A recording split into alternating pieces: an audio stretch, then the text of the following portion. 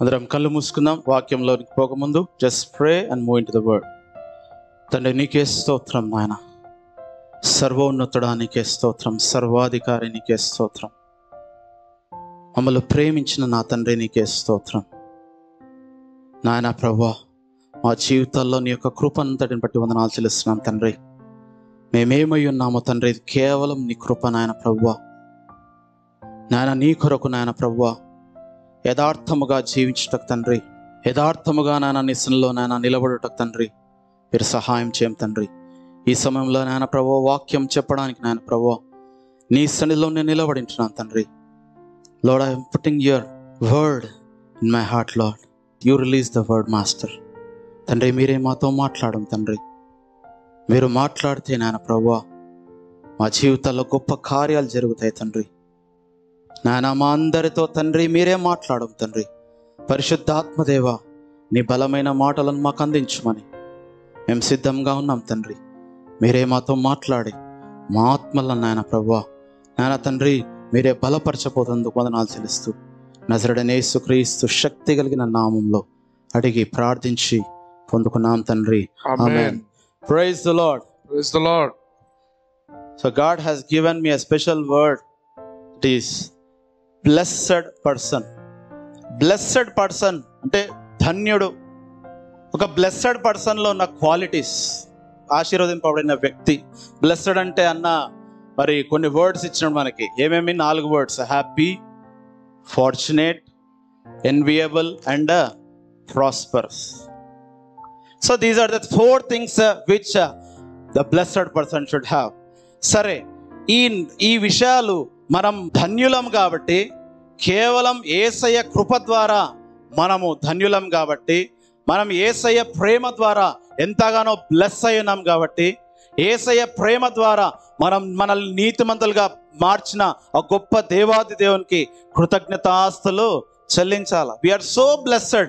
First point what God has given me is blessed is the man who follows his commandments. చదువుదాం మరి ప్రకటనల గ్రంథము 1వ అధ్యాయము 3వ వచనం. ప్రకటన గ్రంథము 1వ అధ్యాయము 3వ వచనం చదువుకుందాం.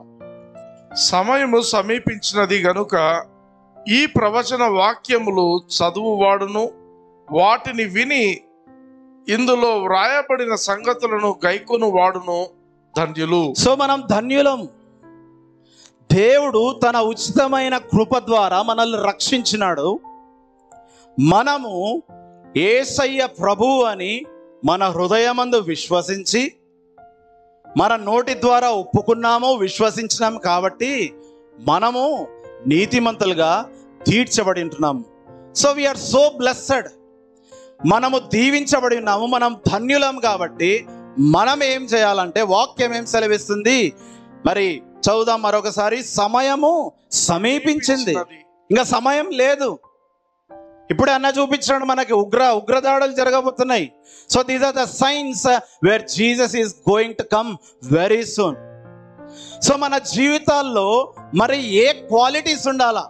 మనం ధన్యులం కాబట్టి మన జీవితాల్లో ఏ క్వాలిటీ ఉండాలా? ఏ క్వాలిటీ ఉండాలా? If you are blessed man, if you are a blessed person, how you should be. ఆ రిఫ్లెక్షన్ అనేది ఉండాలా. ఏముండాలి? ఏం మాట్లాడుతున్నాడు దేవుడు ఇక్కడ? సమయము సమీపించినది కనుక ఈ ప్రవచన వాక్యములు, దేవుడు మాట్లాడిన ఈ గొప్ప మాటలు, విలువైన మాటలు ఏం చేయాలా? చదువువాడును వాటిని విని ఇందులో వ్రాయబడిన సంగతులు గైకొను వారును ధన్యులు. 3 మాటలు ఇక్కడ చూస్తున్నాము. బైబుల్ మనం పట్టుకున్నప్పుడు, ఈ జీవ గ్రంథాన్ని మనం ఎప్పుడైతే పట్టుకుంటామో చదువుతున్నామా లేదా? First thing, yes, if you are a blessed person you should read the word. దేవుని మాటను చదవాల్సిందే ఖచ్చితంగా. If you are a Christian, if you have accepted Jesus as your personal saviour, you have to read the word of God. దేవుడు ఇచ్చిన ఈ మాటలు విలువైన మాటలు, ప్రశస్తమైన మాటలు. ఒక క్రైస్తవునిగా నువ్వు ధన్యుడవు అని నువ్వు అనుకుంటే, క్రీస్తులో నేను ధన్యుడిని అని నేను అనుకుంటే గాన నేనేం చేయాలా? దేవుని మాటను చదివేవాడిగా ఉండాలా. You should read the word of God. Second thing, చదివేవారిగా కాకుండా చదువుతూ ఏం చేయాలా? వినేవారిగా ఉండాలా. వినేవారిగానే కాకుండా ఆ విన్న మాటలను, ఆ చదివిన మాటలను గైకొనేవారిగా ఉండాలా. So these are the 3 words which God is speaking. నువ్వేం చేయాలా? ఫస్ట్ నువ్వు ధన్యునివైతే దేవుని మాట చదవాలా. దేవుడు ఏదైతే ఆజ్ఞాపిస్తున్నాడో ఈ మాటలు ఆది కాండం నుంచి ప్రకటన వరకు, లాస్ట్ వరకు ఏదైతే నీకు కమాండ్మెంట్స్ ఇస్తున్నాడో, దేవుడు ఇది చెయ్యి, ఇది చేయొద్దు, ఇలాగుండాలి, ఇలాగుండొద్దు అని దేవుడు నీతో నాతో మరి చదివేటప్పుడు, మాట్లాడుతున్నప్పుడు, దేవుడు మాట్లాడేటప్పుడు మనం ఏం చేయాలంట? వినాల. చెవులు గలవాడు వినుగాక. దేవుడు ఆ చెవులను మనకిచ్చినాడు, వినగలిగే చెవులను మనకిచ్చినాడు. వినిన తర్వాత మనం ఏం చేయాలా? ఆ మాటలను గైకొనాలా, చదవాలా, వినాలా. విని విని విని విని ధ్యానిస్తూ వాటిని ఎప్పుడైతే గైకొంటావో, నీ జీవితంలో అప్లై చేసుకోవడం స్టార్ట్ చేస్తావో, అప్పుడు నువ్వు ధన్యునివి. Hope you understood. If you are a blessed man లో, ఒక బ్లెస్ అయిన మనిషిలో నువ్వు ధన్యునివి, నేను ధన్యురాలని అని నువ్వు అనుకుంటుంటే గాన నువ్వు వాక్యాన్ని చదవడం ఆరంభించాలా. వాక్యాన్ని చదివిన వాక్యాన్ని దేవుడు నాతో మాట్లాడుతున్నాడు అన్నప్పుడు నువ్వు వాక్యాన్ని ఏం చేయాలా? వినడము ప్రారంభించాలా. ఆ విన్న మాటను నువ్వేం చేయాలా? గైకొనాలా, నెమరివేయాలా. You have to apply the word in to your life. ఆ మాటను నువ్వు అప్లై చేసుకోనంత వరకు, ఆ మాటను విని వదిలేస్తే, రోడ్డు పక్కన విత్తనాలు వేస్తే అవి మొలుస్తాయా? మొలవవు. విత్తనాలు వేసుకుంటావైనా కొన్ని ఏమైనాయంట? రోడ్డు మీద పడినాయంట. కొన్ని ఏమైనాయంట? ముళ్ళ కంచెల్లో పడినాయంట. కొన్ని మంచి నేలలో పడినాయి. మంచి నేలలో పడిన విత్తనాలు ఏమవుతున్నాయి? ఫలిస్తున్నాయి. నువ్వెక్కడ పడినావు? నేనెక్కడ పడుతున్నా? You have to recheck once. So నేను ధన్యుణ్ణి అనుకున్నప్పుడు నువ్వు వాక్యము చదవాలా, నువ్వు వాక్యము వినడం ప్రారంభించాలా, నీ వాక్యము గైకొనడం ప్రారంభించాలా. If you are just a reader, it is waste. నువ్వు వాక్యాన్ని కేవలం చదువువానిగా ఉంటే అదొక just it is a book, that's it. నువ్వు ఆ విన్న వాక్యాన్ని నువ్వేం చేయాలా? గైకొనాలా అంటున్నాడు. అప్పుడు నువ్వేమవుతావంట? ధన్యునివి. You are a blessed man if you listen to the word, if you accept that word of God, and if you apply that word, if you meditate that word. నువ్వు ఎప్పుడైతే ఆ విన్న వాక్యాన్ని ధ్యానించడం మొదలు పెడతావో, ధ్యానించిన వాక్యాన్ని నీ జీవితంలో ప్రతి నిమిషము అవసరాన్ని బట్టి ఆ వాక్యాన్ని ఎప్పుడైతే అప్లై చేసుకుంటూ పోతావో, అప్పుడు నువ్వు ధన్యునివి. Yes, you are blessed. God has blessed you. ఆదామవ్వను క్రియేట్ చేసినాడు. ఆదామవ్వను పుట్టించిన తర్వాత, ఆయన తయారు చేసిన తర్వాత ఆశీర్వదించినాడు. ఆ ఆశీర్వాదం కొనసాగుతుంది. We are so blessed. But these are the 3 things which God has spoken first. తర్వాత లూకా సువార్త 6వ అధ్యాయం 48వ వచనం చదువుకుందాం. లూకా సువార్త 6వ అధ్యాయము 48వ వచనం. వాడు ఇల్లు కట్టవలనని ఉండి లోతుగా త్రవ్వి బండ మీద పునాది వేసిన వాని పోలియున్నాడు. వరద వచ్చి ప్రవాహము ఆ ఇంటి మీద వడిగా కొట్టెను. అది బాగుగా కట్టబడినందున దాన్ని కదిలింపలేకపోయెను. Praise God. వాడు ఇల్లు కట్టవలనని ఉండి లోతుగా త్రవ్వి. లోతులోకి మనం పోవాలా. దేవుని వాక్యాన్ని, విన్న వాక్యాన్ని మనము అర్థం చేసుకోవాలంటే కొంచెం లోతులోకి మనం పోవాలా. మన ఇల్లు ఎట్లా తవ్వాలా? లోతులోకి తవ్వాలా. మన ఇల్లు ఇసుక మీద కట్టకూడదు. Some Christians are there. చాలా మంది క్రైస్తవులం మనం ఎట్లున్నామంటే, మన ఇల్లు దేని మీద కడుతున్నాము? ఇసుక మీద కడుతున్నాము. బైబిల్ అయితే పట్టుకుంటున్నాము, బైబిల్ అయితే చదువుతున్నాము, కానీ లోతులోకి మనం పోతలేము. దేవుడు ఏం మాట్లాడుతున్నాడు? దేవుడు ఎందుకు నాతో ఈ మాట మాట్లాడినాడు? You have to meditate on the word. దేవుణ్ణి అడగాల, తండ్రి నాతో ఈ మాట మాట్లాడినావు, వై? దీని అర్థమేమి? దీని అర్థమేమి? ఎప్పుడైతే అన్వేషణ స్టార్ట్ చేస్తావో అప్పుడు నువ్వు కదిలింపబడవు. ఆ మాట మరొకసారి చదువుకుందాం. Let us read that words once again. వాడు ఇల్లు కట్టవలనని ఉండి లోతుగా త్రవ్వి బండ మీద పునాది వేసిన వాని పోలియుండును. బండ మీద పునాది. ఆ బండ ఎవరు అంటే క్రీస్తు అనే బండ. క్రీస్తు అనే బండ మీద నీ ఇల్లు ఎప్పుడైతే కట్టుకుంటావో, వరదలు వచ్చినా, తుఫానులు వచ్చినా, సమస్యలు వచ్చినా, నీ జీవితాల్లో ఎంతో మంది నీకు అడ్డుగా వచ్చినా, ఎన్ని బాధలు వచ్చినా, నీ లైఫ్ మాత్రము చెదిరిపోదు, నువ్వు బెదిరిపోవు. God is instructing us. దేవుడు మనతో ఈ దినం మాట్లాడుతున్నాడు. నువ్వు ధన్యురాలివి, నువ్వు ధన్యునివే, కరెక్టే. ఈ క్వాలిటీ నీలో ఉందా లేదా? నువ్వు వాక్యములో నీ పునాది ఎట్లా ఉంది? నువ్వు వాక్యము విన్నప్పుడు దాన్ని గైకొంటున్నావా లేదా? నీ వాక్యము దేవుని వాక్యము. విన్న వాక్యము ఎవరి గురించి వినాలంట? మనము క్రీస్తు గురించిన మాటలే మనం వినాలా. ఎవరి గురించి వింటున్నావు? ఫస్ట్ నువ్వు ఎవరి గురించి మాటలు వింటున్నావు? ఏ విషయాల గురించి నీ చెవులో దూరుతున్నాయి ఎక్కువ? ఏ విషయాల గురించి నువ్వు మెడిటేట్ చేస్తున్నావు? దేవుని వాక్యం గురించి మెడిటేట్ చేస్తున్నామా లేదా? సో ఎప్పుడైతే బండ మీద, ఆ క్రీస్తు అనే బండ మీద నీ మరి ఆత్మీయ జీవితము వాక్యము ద్వారా ఎప్పుడైతే కట్టుకుంటావో, అప్పుడేమవుతుంది? పునాది వేసిన వాళ్ళని పోలియుండును.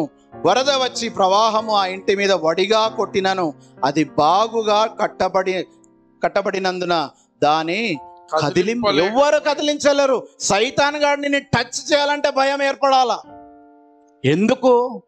ఆ వాక్యము నీ హృదయంలో ఫలించడం ఎప్పుడైతే మొదలు పెడుతుందో, ఆ వాక్యము మరి ఎమ్మాయి గ్రామంలో యేసు ప్రభు వారితో మరి మాట్లాడుతూ వెళ్ళినప్పుడు వాళ్ళ తర్వాత రికగ్నైజ్ చేసిందేమి? ఎవరో మనతో మాట్లాడినారు. ఆ మాట మాట్లాడినప్పుడు మన హృదయము మండలేదా? మన హృదయాలు మండాల. If you are listening to the word of God, నువ్వు ఎప్పుడైతే దేవుని మాటలు నిజముగా యాక్సెప్ట్ చేస్తున్నావో, నిజముగా వింటున్నావో, నీ హృదయము మండాల. నీ హృదయం ఎప్పుడైతే మండుతుంటుందో దేవుని సన్నిధిలో మొరపెట్టడం మొదలు పెడతావు. దేవుని సన్నిధిలో కూర్చొని ఆరాధించడం మొదలు పెడతావు. దేవుని సన్నిధిలో ప్రతి దినము నీవు దేవుని వాక్యాన్ని వినడము ప్రారంభిస్తావు. నిన్నెవ్వడు టచ్ చేయలేడు. Satan cannot touch you, because ఆ ఫైర్ అనేది యోబు చుట్టూ ఏ విధంగా దేవుడు అగ్నిని పెట్టేస్తున్నాడో, సైతాన్ గాడు పర్మిషన్ తీసుకుంటున్నాడు టచ్ చేయాలంటే యోబుని. సాటన్ మన జీవితాల్లో ఏ విధంగా పర్మిషన్స్ మరి మనమే ఇస్తున్నామా? కొన్నిసార్లు రీచెక్ చేసుకోవాలా. Are you giving the permissions to Satan? So దేవుడు మన చుట్టూ అగ్గి పెట్టినాడు. ఎప్పుడు దేవుని మాటలు నీ హృదయంలో ఎప్పుడైతే మండడం మొదలు పెడతాయో, ఆ దేవుని మాటలు నీ హృదయంలో, నీ నోటిలో ఉంటుందో, నీ చుట్టూ అగ్ని మండుతుంటది. సైతాను నిన్ను ముట్టాలంటే, నీ కుటుంబాన్ని ముట్టాలంటే, నీ జీవితంలో సమస్యలు రావాలన్నా సైతాను కూడా బయట ఉండాల్సిందే. సో కాబట్టి నువ్వు ధన్యునివి. ఎప్పుడు ధన్యునివి? నీ జీవితాన్ని, నీ ఆత్మీయ జీవితాన్ని క్రీస్తు అనే బండ మీద నువ్వు ఎప్పుడైతే కట్టుకుంటావో, క్రీస్తు అనే మాటలు నీ హృదయంలో ఉంటాయో, క్రీస్తు అనే మాటలు నువ్వు ఎప్పుడైతే ఆరాధించడం మరి మెడిటేట్ చేయడం మొదలు పెడతావో, అప్పుడు నువ్వు ధన్యునివి. ఎవ్వరూ నిన్ను ముట్టలేరు. లేదంటే సైతాన్ గాడు అడ్వాంటేజ్ తీసుకుంటాడు. డోంట్ గివ్ పర్మిషన్స్ టు సైతాన్. చదుదాం నెక్స్ట్ వర్డ్స్. కీర్తనల గ్రంథము 1వ అధ్యాయము, అందరికి తెలిసిన మాటనే, 1వ అధ్యాయం 1, 2, 3 చదువుకుందాం. దుష్టుల ఆలోచన చొప్పున నడువక, పాపుల మార్గమున నిలువక, అపహాసకులు కూర్చుండు చోటను కూర్చుండక, యెహోవా ధర్మశాస్త్రమందు ఆనందించుచు దివారాత్రములు దానిని ధ్యానించువాడు ధన్యుడు.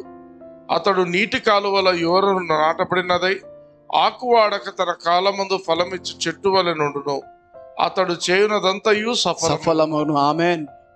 దుష్టుల ఆలోచన చెప్పున నడవకూడదు. దేవుని మొదటి ఆజ్ఞ. పాపుల మార్గమున నిలవకూడదు.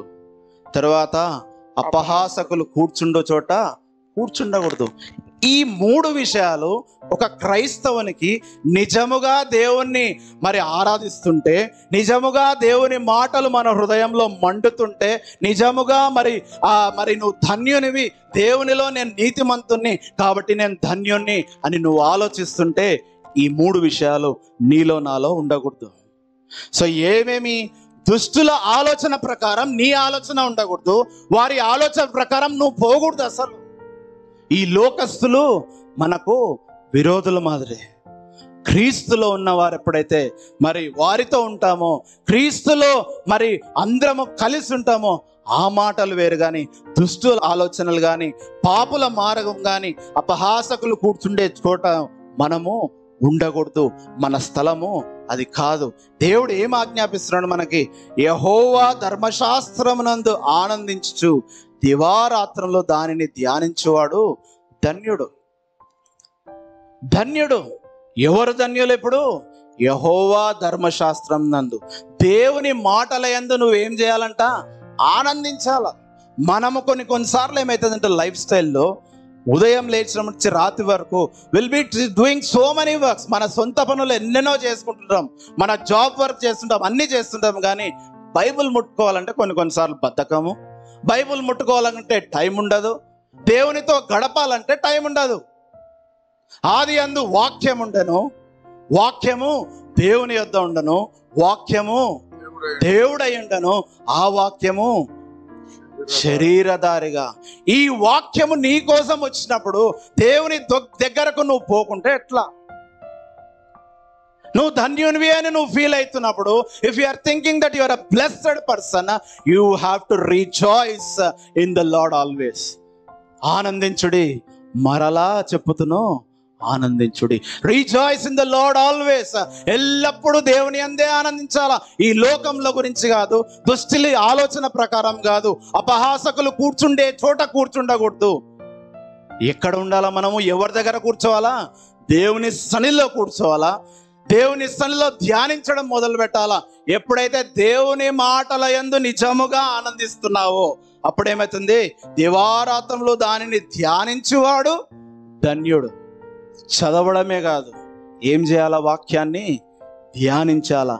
ధ్యానించి తండ్రి నాతో ఈ దూరం మాట్లాడినావు, ఒక గొప్ప మాట నువ్వు మాట్లాడినావు నాయన, నాకు ఇక భయం లేదు, నేను నీతిమంతుణ్ణి.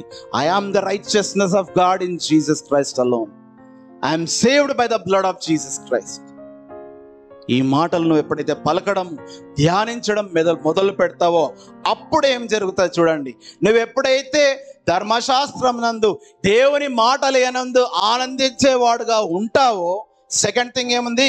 దివారాత్రులు నీకు సమయం దొరికినప్పుడంతా, నీ ఫ్రీ టైం అంతా, ఫ్రీ టైం లేకున్నా ఆఫీస్ టైంలో కూడా ఎక్కడైనా కానీ మనము దేవుని మాటల యందు ఇంట్రెస్ట్ ఎప్పుడైతే చూపుతామో, ఆ ఇంట్రెస్ట్ అధికమయ్యే కొద్దీ దేవునికి మన మీద ఇంట్రెస్టింగ్గా పెరిగిపోతుంటుంది.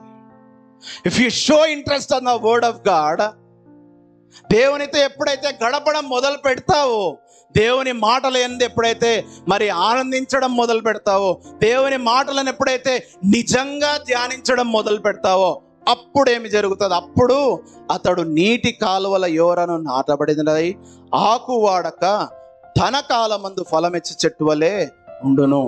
అతడు చేయునదంతయు సఫలమగును. కొన్ని అంటలేడు అక్కడ, చెక్ లిస్ట్ ఏం లేదు. అన్ని లిస్టు పైన ఒకటే టిక్కు పెట్టేసినాడు దేవుడు. Everything is given to you. అన్ని దేవుడు నీకు ప్రొవైడ్ చేసేసినాడు. God has blessed. మనం తీసుకోవడమే మన పని అంతే. మనము ఎప్పుడు ధన్యులము?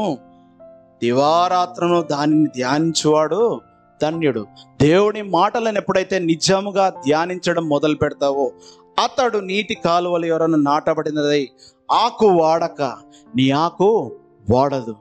నీకు సరైన టైంలో నీకు కావాల్సిన అవసరత ఏమైనా, what ever the requirement it is, God will release in his time. ఖచ్చితంగా అది నీ జీవితంలోకి విడుదల అవుతుంది. మనం ఏమనుకుంటున్నామేమో, ఇది ఎందుకు ఆలస్యం అవుతుంది నా జీవితంలో, ఎందుకు ఇట్లా జరుగుతుంది, నాకే ఎందుకు ఇట్లా జరుగుతుంది అని నేను అనుకుంటున్నామేమో. కానీ ఎప్పుడైతే నువ్వు నిజంగా దేవుని మీద ఆధారపడి ఆయన వాక్యాన్ని ధ్యానించడం మొదలు పెడతావో, దేవుని మాటల యందు ఆనందించడం మొదలు పెడతావో, నీ ఆకు వాడిపోదు. నువ్వు ఎట్లా ఉంటావంట? ఆకు వాడక తన కాలమందు ఫలమిచ్చు చెట్టు వలె ఉండును. ఈ లాస్ట్ లైన్ చదువుకుంటే, అతడు చేయునదంతయు సఫలమగును. నువ్వు చేసే ప్రతి పని సక్సెస్ఫుల్గా ఉంటావు. Yes, you are success in Christ Jesus. దేవుడు నిన్నెప్పుడు ఓటమిలో ఉంచే దేవుడు కాదు, నిన్నెప్పుడు సక్సెస్గా ఉంచుతాడు. సక్సెస్, నీ జీవితంలో సక్సెస్ అనేది ఒక్కటే ఉంటుంది కానీ, విక్టరీ అనేది ఒక్కటే ఉంటుంది కానీ, ఓటమి అనేది నీ జీవితంలో ఉండదు, ఉండబోదు. ఎప్పుడు దేవుని మాటలందు నువ్వేం చేయాలా? ఆనందించాలా, దేవుని వాక్యాన్ని చదవాలా, దేవుని మాటలను వినాలా. ఇవన్నీ ఎప్పుడైతే, ఈ చెక్ లిస్ట్ ఎప్పుడైతే మనకు ఉన్నాయా లేదా టిక్ చేసుకుంటా పోతే, గాడ్ విల్ టిక్ ఎవ్రీథింగ్. అప్పుడు మనము ధన్యులం. నెక్స్ట్, కీర్తనలు 119 1, 2, 3 చదువుకుందాం. యెహోవా ధర్మశాస్త్రమును అనుసరించి నిర్దోషముగా నడుచుకొని వారు ధన్యులు. ఆయన శాసనములను గైకొనుచు పూర్ణ హృదయముతో ఆయనను వెదకువారు ధన్యులు. వారు ఆయన మార్గములో నడుచుచు ఏ పాపమును చేయరు. నీ ఆజ్ఞలను జాగ్రత్తగా గైకొనవలెనని నీవు మాకు ఆజ్ఞాపించి ఉన్నావు. ఆజ్ఞాపించినాడు దేవుడు. ఈ మాటలను అనుసరించాల. దేవుడు యేసయ్య ఏదైతే మాటలు మనతో మాట్లాడుతున్నాడో ఈ వాక్యము ద్వారా, ఆ మాటలను అనుసరించి నిర్దోషముగా యేసయ్య మనల్ని నిర్దోషులుగా తీర్చినాడు. ఆయన దోషిగా అయ్యి మనల్ని ఏం చేసినాడు? నిర్దోషిగా మార్చినాడు. సో నిర్దోషంగా నడుచుకొని వారు ధన్యులు. ఆయన శాసనములను గైకొనుచు పూర్ణ హృదయంతో ఆయనను వెదుకువారు ధన్యులు. టైం దొరికినప్పుడు, లేదంటే ఆదివారం ఒక్కటి, God is not receiving those kind of people. దేవుని ఎట్లా వెతకాలంట? ఆయన శాసనములను గైకొనేవారు, ఇంకొకటి నిర్దోషంగా నడుచుకునేవారు, ఇంకొకటి ధర్మశాస్త్రమును అనుసరించేవారు. దేవుని మాటలను ఎప్పుడైతే అనుసరిస్తావో, నిర్దోషముగా దేవుని సన్నిధిలో నువ్వు ఎప్పుడైతే నిలబెడతావో, ఆయన చెప్పిన ఆజ్ఞలను, శాసనములు ఎప్పుడైతే గైకొంటావో, పూర్ణ హృదయంతో ఆయనను వెదకేవారు. మన హృదయంతో, పూర్ణ హృదయంతో మనము ఆయనను వెదకాల. పూర్ణ మనస్సుతో, పూర్ణ ఆత్మతో ఆయనను ఆరాధించడము మొదలు పెట్టాల. అప్పుడు మనము ధన్యులము.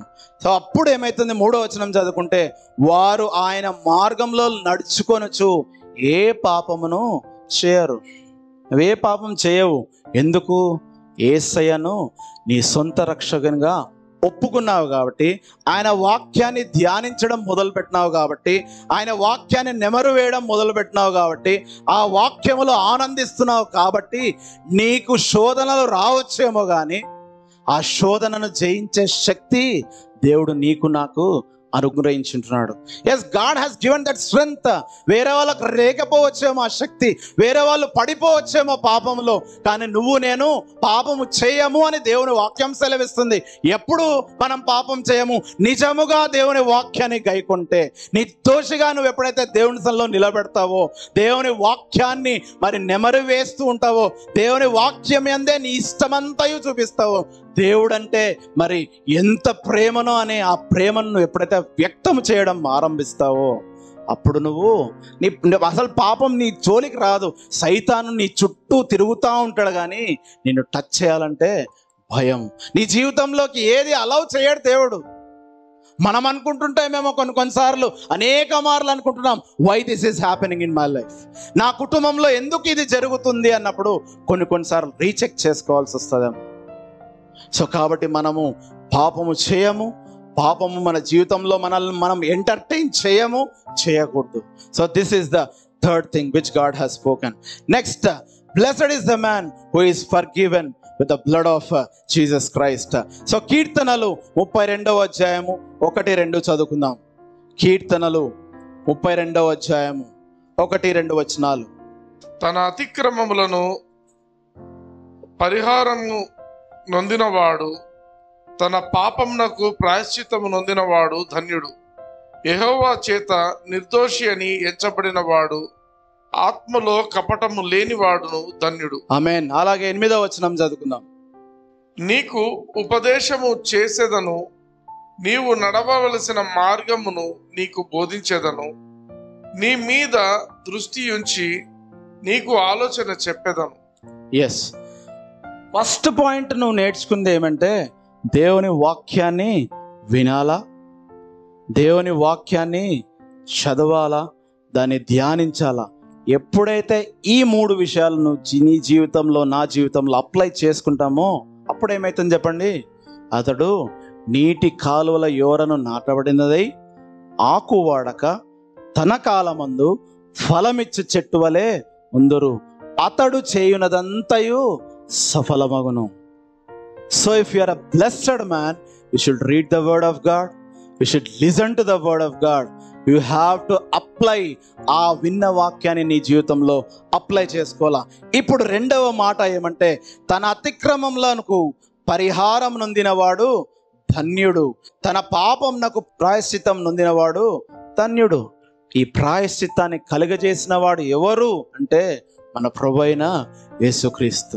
మనల్ని సృష్టించిందే గాక మనము పాపములో పడి ఉన్నాము కాబట్టి మనల్ని రక్షించడానికి సింహాసనాన్ని వదిలి నీ కోసం నా కోసము ఈ లోకంలో జన్మించి మానవ రీతిగా ఈ లోకంలో జీవించి నీ పాపమును నా పాపమును నీ అతిక్రమంలోను నీ రోగంలోను అన్నీ సమస్తము ఆయన మీద వేసుకొని మనము ధనవంతులం కావడానికి ఆయన దరిద్రుడై శిలువ మ్రానుపై మరి నూలు పోగు లేకుండా నీ కోసం నా కోసము చనిపోయి మన అతిక్రమంలను పరిహరించినాడు దేవుడు. సెకండ్ థింగ్, మరి తన పాపంనకు ప్రాయశ్చిత్తము, మనకొక ప్రాయశ్చిత్తాన్ని కలుగజేసినాడు దేవుడు.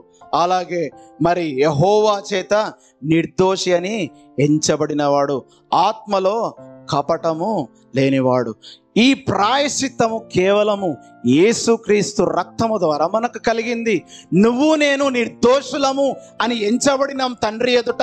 ఎందుకు అంటే because Jesus is the advocate between the God, father God and us. మనకు తండ్రికి మధ్యలో ఎవరు అడ్డం వస్తున్నారు? ఇప్పుడు యేసయ్య అడ్డం వస్తున్నాడు. Yes, he is my child. నేను రక్షించుకున్నా, నేను కొనుక్కున్నా, మరి నా బిడ్డను ఏం చేయొద్దు. నా బిడ్డ నిర్దోషి. You are doing a sin every second, but God has applied blood of Jesus Christ. మరి ఆ రక్తము మన మీద ప్రవహిస్తుంది కాబట్టి యేసయ్య రక్తము నీ హృదయంలో నా హృదయంలో మరి ప్రవహించి నిన్ను నన్ను నీతిమంతునిగా నిర్దోషిగా తీర్చినారు కాబట్టి దేవుని ఎదుట మనము నిర్దోషులము, మనము ధన్యులము. Yes, we are blessed. యెహోవా చేత నిర్దోషి అని ఎంచబడినవాడు ధన్యుడు. నువ్వు నిర్దోషిగా ఎలా అయినావంటే కేవలము యేసయ్య రక్తము ద్వారా, యేసయ్య కార్చిన విలువైన రక్తము ద్వారానే నువ్వు నేను నిర్దోషములుగా ఉన్నాము. ఇవన్నీ ఎప్పుడైతే మన జీవితంలో నిజంగా జరుగుతున్నాయో, మనము ఎప్పుడైతే ఈ మాటలను నేను నిర్దోషిని, నేను నీతిమంతుని, యేసయ్య రక్తము ద్వారా నేను కడగబడిన వ్యక్తిని, యేసయ్య బిడ్డను అని నువ్వు ఎప్పుడైతే విశ్వాసముతో నోటి ద్వారా పలికి హృదయమందు ఒప్పుకుంటావో అప్పుడు ఈ మాటలు దేవుడు చెప్తున్నాడు. నీకు ఉపదేశం చేసేదను, నీవు నడవలసిన మార్గము నీకు బోధించేదను, నీ మీద దృష్టి ఉంచి నీకు ఆలోచన చెప్పదను. నువ్వు కన్ఫ్యూజ్ అవుతున్నావేమో కొన్నిసార్లు లైఫ్లో, what I have to do, ఏం జరుగుతుంది నా జీవితంలో, ఎలా చేయాలా, ఏ విధంగా చేయాలని నువ్వు టెన్షన్ పడిపోతున్నావేమో. ఇది నీ ఆలోచన, కానీ దేవుని ఆలోచన డిఫరెంట్. నీ ఆలోచన వేరు, దేవుని ఆలోచన వేరు. నా తలంపులు వేరు, నీ తలంపులు వేరు అని దేవుని మాట మరి పలుకుతున్నాడు. ఏం చెప్తున్నాడు? నీకు ధైర్యం ఇచ్చే మాట ఏమంటే నీకు ఉపదేశం చేస్తాను, నువ్వు నడవలసిన మార్గము నువ్వు ఎట్లా పోవాలా, ఏ విధంగా పోవాలా అని దేవుడు మరి నీకు చెప్తున్నాడు. అలాగే నీ మీద దృష్టి ఉంచి నీకు ఆలోచన చెప్తా అని చెప్తున్నాడు. నీకు ఒక ఆలోచన ఇస్తా, ఏ విధంగా నువ్వు పోవాలా. దేవుడు నిన్ను విడిచిపెట్టే దేవుడు కాదు, నీ చేయి పట్టుకొని నడిపించే దేవుడు. కాబట్టి నిన్ను నన్ను విడువని దేవుడు, ఎడబాయని దేవుడు నీతో నాతో ఉన్నాడు. So these are the 2 things which God is instructing us. దేవుని వాక్యము చదవడం ప్రారంభించాలా, మరి దేవుని వాక్యాన్ని ధ్యానించడం మొదలు పెట్టాలా. అలాగే నువ్వు నిర్దోషివి దేవుని సన్నిధిలో నిలబడినా కూడా మనం దేవుడు మరి వీడు నిర్దోషి, వీడు నా ప్రియ కుమారుడు అని దేవుడు ఎప్పుడైతే నిన్ను నన్ను ఒప్పుకున్న రోజు నువ్వు నేను ధన్యులం. So let us close our eyes. దేవుడు మనతో మాట్లాడే విధానాన్ని బట్టి దేవునికి వందనాలు చెల్లిద్దాం. తండ్రి నీకే స్తోత్రం నాయన, సర్వోన్నతుడా నీకే స్తోత్రం, సర్వాధికారి నీకే స్తోత్రం, మమ్మల్ని ప్రేమించిన నా తండ్రి నీకే స్తోత్రం. నాయన నీ వాక్యాన్ని ధ్యానించుటకు తండ్రి, నీ వాక్యాన్ని నెమరు వేయుటకు నాయన ప్రభువా, నీ సన్నిధిలో యథార్థముగా బ్రతుకుటకు తండ్రి, నీ సన్నిధిలో నిన్ను యథార్థముగా ఆరాధించుటకు నాయన మాకు సహాయం చేయం తండ్రి. Yes, we are so blessed to have you as a God in our lives. నువ్వు మా తండ్రిగా, మాకు ఒక ఇన్స్ట్రక్టర్గా తండ్రి ప్రభువా, మా కొరకు ఒక లాయర్గా తండ్రి ప్రభువా మీరు మాతో ఉన్నందుకు వందనాలు చెల్లిస్తున్నాం తండ్రి. ఆ గొప్ప ప్రేమను బట్టి వందనాలు, కృతజ్ఞతాస్తులు చెల్లిస్తూ నీకే మహిమ ఘనత ప్రభావంలో ఆరోపిస్తూ నజరేయుడైన యేసుక్రీస్తు నామంలో అడిగి ప్రార్థించి పొందుకున్నాం తండ్రి. ఆమేన్. Praise Lord. మీకు గుర్తుందో లేదో, ఒక 2 వారాల క్రితం అంటే 30వ తారీఖున, ఏప్రిల్ 30వ తారీఖున ఒక వాక్యం చెప్తూ, ఆ వాక్యంలో starting we started with terrorist attacks గురించి దేవుడు నిద్ర లేపి మరీ ప్రార్థన చేయవలసిందిగా దేవుడు హెచ్చరించినది చెప్పింటున్నాను. మీరు కావాలంటే ఆ మెసేజ్ చూడొచ్చు. బీ పర్ఫెక్ట్ 4th పార్ట్లో ఉంది. అది 30వ తారీఖున ఇది జరిగింది. 30వ తారీఖున ఆ మధ్యరాత్రి లేచి, ఆ మధ్యరాత్రిలో I could see so many things happening. అంటే టెర్రరిస్ట్ అటాక్స్ జరుగుతున్నాయి, బాంబులు పడుతున్నాయి, బుల్లెట్లతో కాలుస్తున్నారు. ఇటువంటివన్నీ కళ్ళ ముందు కనిపిస్తూ ఉన్న సమయంలో లేచి ప్రార్థన చేయడం మొదలు పెట్టాం అన్నమాట. దేవుడు హెచ్చరించిండు, జరగబోతుంది. ఎందుకంటే సంఘము ప్రార్థన చేయడం చాలా ఇంపార్టెంట్. మనము నిద్ర మత్తులో ఉండకూడదు, కానీ మనము ప్రార్థన చేసే వ్యక్తులుగా ఉండాలి. అయితే 30వ తారీఖున ప్రార్థన, 30వ తారీఖున చేయలేదు, అది 30వ తారీఖు 2 రోజుల ముందు నుంచి జరుగుతుంది. సో ప్రార్థన చేస్తున్నాం ఆ విషయంలో. దేవుని కృప ఏంటంటే మే 9వ తారీఖున నేను యూట్యూబ్ అలా బ్రౌజ్ చేస్తున్నాను. ఆ రోజే న్యూస్ వచ్చింది. ఏమని వచ్చిందంటే టెర్రరిస్ట్ అటాక్స్ గురించి. ఆమెన్. ఒక కంబైన్డ్ ఏమంటారు, ఒక ఆపరేషన్ జరిగి చాలా మంది టెర్రరిస్టులు చాలా విధ్వంసకరమైనటువంటి వస్తువులను స్వాధీనం చేసుకున్నట్టుగా. Hallelujah. Shall we see that news చూద్దామా? హైదరాబాద్ లో ఉగ్ర కదలికలు బయటపడ్డాయి. కేంద్ర ఇంటెలిజెన్స్ సమాచారంతో మధ్యప్రదేశ్, తెలంగాణ పోలీసులు హైదరాబాద్ లో భారీ జాయింట్ ఆపరేషన్ నిర్వహించారు. ఈ ఆపరేషన్ లో యాంటీ టెర్రరిస్ట్ స్క్వాడ్ 16 మందిని అదుపులోకి తీసుకుంది. ఇందులో భోపాల్ కు చెందిన వాళ్ళు 11 మంది ఉండగా హైదరాబాద్ కు చెందిన వ్యక్తులు 5 ఉన్నారు.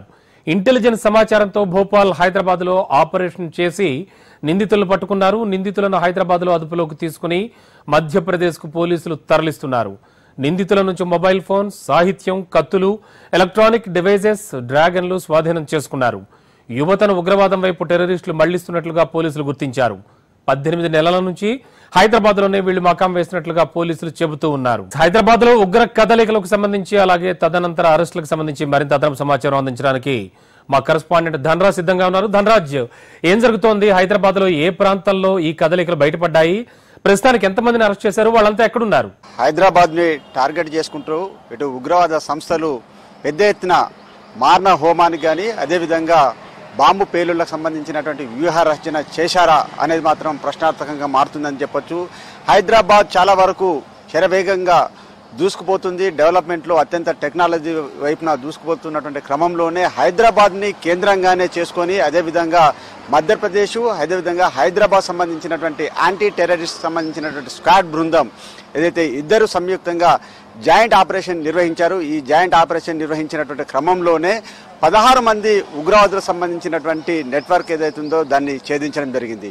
అయితే ఇందులో చూసినట్టయితే 11 మందికి సంబంధించి చూసినట్టయితే ఇటు మధ్యప్రదేశ్ చెందిన వారు, మరో 6 చూసినట్టయితే హైదరాబాద్కు చెందినటువంటి ఉగ్రవాదుకు సంబంధించినటువంటి వారిని అరెస్టు చేయడం జరిగింది. ఆ అరెస్టు చేసిన తర్వాత వారిని మధ్యప్రదేశ్కు తీసుకెళ్లారు యాంటీ టెర్రరిస్ట్ స్క్వాడ్. మొత్తం మీద చూసినట్టయితే ఇందులో ప్రధానంగా వీరిని అదుపులోకి తీసుకొని అరెస్ట్ చేసిన తర్వాత కూడా వీరి నుంచి చాలా వరకు క్లూస్ సేకరించడం జరిగింది. వీరి దగ్గర ఉన్నటువంటి డ్రాగర్స్ కావచ్చు, అదేవిధంగా ఎలక్ట్రానిక్ సంబంధించినటువంటి డివైసీలు, విప్లవ సంబంధించినటువంటి ఉగ్రవాద సంబంధించినటువంటి సాహిత్యంతో పాటుగా పలు విధ్వంస రచనకు చేసినటువంటి వ్యూహరచన సంబంధించినటువంటి మ్యాప్ ఏదైతే ఉంటో ఆ మ్యాప్ సంబంధించినటువంటి వ్యవహారం పైన కూడా పూర్తిగా సీజ్ చేయడం జరిగింది. అయితే మొత్తం మీద చూసినట్టయితే హైదరాబాద్లోనే 18 నెలలుగా వీళ్ళు ఇక్కడే మకాం పెట్టేసి కొంతమంది యువతను టార్గెట్ చేసుకుంటూ ఈ లవ్ జిహాద్ అదేవిధంగా ఇస్లామిక్ సంబంధించినటువంటి సాహిత్యాన్ని వీరికి పెంపొందించడము, వారి వైపున ఐఎస్ఐ కావచ్చు, పాక్ ఉగ్రవాద సంస్థలతోటి కావచ్చు, అదేవిధంగా గతంలో చూసినట్టయితే లష్కర్ తోయిబా వంటి సంస్థలతోటి వీరికి ఏమైనా సంబంధాలు ఉన్నాయా అనే వ్యవహారం పైననే యాంటీ టెర్రరిస్ట్ స్క్వాడ్ ఓ వైపున దర్యాప్తు కొనసాగిస్తుంది. ఈ 16 మందికి సంబంధించిన వ్యవహారంలో వీరికి అంటే మధ్యప్రదేశ్ అదేవిధంగా హైదరాబాద్ చెందినటువంటి ఈ 6 తోటి ఎక్కడ లింకప్ అయింది, వీరు 18 నెలలుగా ఇక్కడే హైదరాబాద్లో ఎవరెవరిని కలిశారు, ఎక్కడెక్కడ ఏ వ్యూహ రచన చేశారు, ఏ విధ్వంస రచనకు సంబంధించినటువంటి మారణ హోమానికి తెగబడేటువంటి ఏదైనా చేశారా అనే విషయం పైననే చాలా వరకు పోలీసులు అంటే యాంటీ టెర్రరిస్ట్ స్క్వాడ్స్ ప్రధానంగా దృష్టి సారించడం జరుగుతుంది. అంతేకాకుండా నేషనల్ ఇన్వెస్టిగేషన్ ఏజెన్సీ కూడా పక్కగా హైదరాబాద్ పైన కూడా గతం సంబంధించినటువంటి నెట్వర్క్ అంటే హైదరాబాద్లో చూసినట్టయితే గతంలో దసరాను టార్గెట్ చేస్తూ ప్రధానమైనటువంటి కొన్ని రాజకీయ పార్టీలను టార్గెట్ చేసి వాళ్ళను చంపేందుకు గాను వ్యూహరచన చేసినటువంటి క్రమంలోనే గతంలో కూడా ఈ ఐఎస్ఐ సంబంధించినటువంటి కుట్రను ఛేదించడం జరిగింది. అప్పుడు హైదరాబాద్ సంబంధించినటువంటి 2002లో 3 సంబంధించినటువంటి హైదరాబాద్ చెందినటువంటి సంయుద్ధులు కావచ్చు, అదేవిధంగా వారికి సంబంధించినటువంటి గ్యాంగ్ ని అరెస్ట్ చేయడం జరిగింది. ఆ తర్వాత చూసినట్టయితే మరి హైదరాబాద్ లో 18 నెలలుగా వీళ్ళు ఎక్కడెక్కడ తిరిగారు, ఎవరెవరిని కలిశారు, యువతనే టార్గెట్ గా ఎవరెవరిని వీళ్ళు ప్రేరేపించడం జరిగింది, ఇస్లామిక్ సంబంధించినటువంటి వేరే ఉగ్రవాద సంస్థలతోటి వీళ్ళు ఏ రకంగా నెట్వర్క్ పన్నారు, వారికి సంబంధించి ఇంతవరకు 18 ఏళ్ల నుంచి కూడా 20-25 ఏళ్లకు సంబంధించినటువంటి ఏళ్లను అంటే యువతనే టార్గెట్ గా చేసుకొని వారందరినీ కూడా ఉగ్రవాద సంస్థలకి శిక్షణ ఇచ్చేందుకు గాను వారికి పెద్ద ఎత్తున వారికి అంటే డబ్బులు పంపిణీ చేసే వ్యవహారంలో ఇతర దేశాల నుంచి కూడా వీళ్ళకు ఈ ఉగ్రవాద సంబంధించినట్టు ఈ 16 మంది అరెస్ట్ అయ్యారు. వారికి సంబంధించినటువంటి కదలికలు వాళ్ళ వ్యూహ రచన పైన కూడా యాంటీ టెర్రరిస్ట్ స్క్వాడ్ పూర్తిగా దర్యాప్తు కొనసాగిస్తుంది. ముఖ్యంగా చూసినట్టయితే ఈ 18 నెలల కాలంలో హైదరాబాద్ లో ఏ మారుమూల ప్రాంతాల్లో కలిశారు, అదేవిధంగా మధ్యప్రదేశ్ హైదరాబాద్ చెందినటువంటి ఈ 11 మంది మధ్యప్రదేశ్ అదేవిధంగా ఈ 6 సంబంధించి ఎక్కడ లింకప్ కుదిరిందనే వ్యవహారం పైన కూడా పూర్తిగా దర్యాప్తులో వెలువడే అవకాశం కనిపిస్తుందని చెప్పొచ్చు.